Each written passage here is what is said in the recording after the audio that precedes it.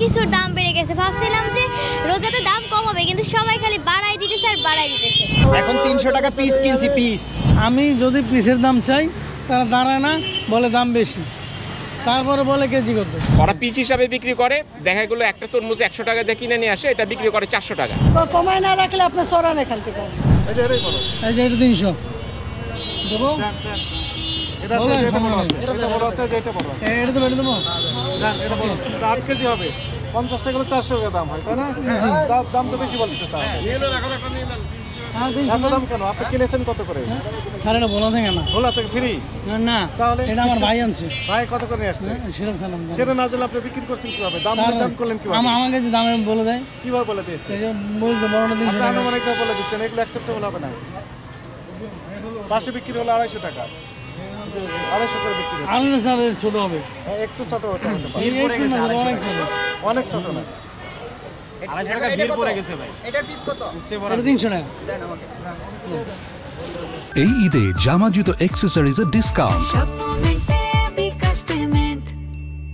এখন 300 টাকা পিস কিনছি পিস। ওনারা সবাইকে ঠকায়। এটা বাংলাদেশের পণ্য, এটা বাইরে থেকে ইম্পোর্টেড না। বাংলাদেশি উৎপাদন হয়, বাংলাদেশের কৃষকই টাকা পাবে।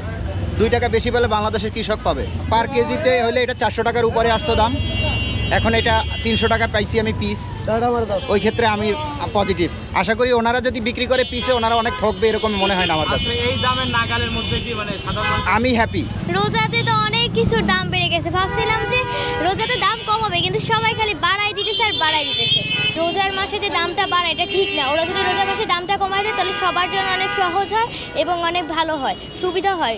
নইলে ওরা ইফতারি, অনেক গরিব, ওরা করতে পারবে না। ভাইয়া আইসে জিজ্ঞেস করে কেজি কত। আমি যদি পিসের দাম চাই তারা দাঁড়ায় না, বলে দাম বেশি, তারপরে বলে কেজি কত। সেক্ষেত্রে আমরা কি করবো বলেন? এইটা দেখেন, আমরা পিস হিসাবে কিনি, ওই 500 টাকা দাম চাইবো, 400 টাকা দাম চাইবো, এটা একটা বার্গেনিংয়ের বিষয় থাকে। গভর্নমেন্টের থেকে একটা তরমুজের রেট করে দেওয়া হোক, যে এই রেটের উপরে ওভার রেটে কেউ বিক্রি করতে পারবেন না। হ্যাঁ, কিন্তু এইটা তো গভর্নমেন্ট করে না। ওরা পিস হিসাবে বিক্রি করে, দেখা গেলো একটা তরমুজ 100 টাকা দিয়ে কিনে নিয়ে আসে, এটা বিক্রি করে 400 টাকা।